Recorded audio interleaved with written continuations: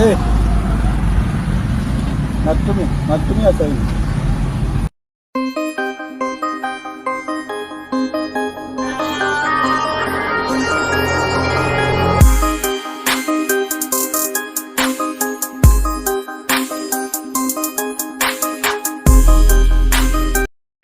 Yo guys, that is the old Pluto.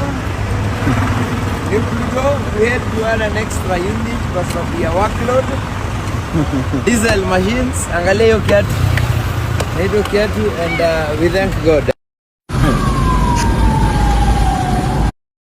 Hello guys, what's up everybody? Welcome back again to the KEVO show. So guys, I'm back again with another trending story of THEEPLUTO. THEEPLUTO is a YouTuber and a content creator, of which I know most of us know him.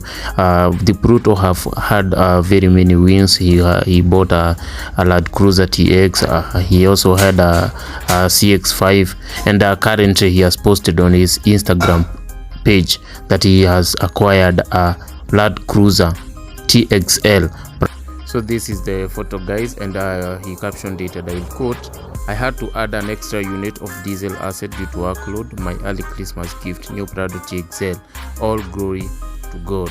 And after he posted that photo, we see how his friends coming out to congratulate him. We see his brother Godihancha hapo hivyo na Mogaiv.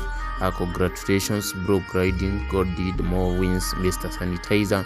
Tajiri in making. So guys, tunaona watu wengi sana hapo hivyo wamekama kumcongratulate, showing that they are very proud of his new win. So guys, fika pia wewe hapo hivyo comment section, congratulate Pluto of his new win, having now owning a PRADO TXL. So guys, thanks for watching. See you in the next one. Yup.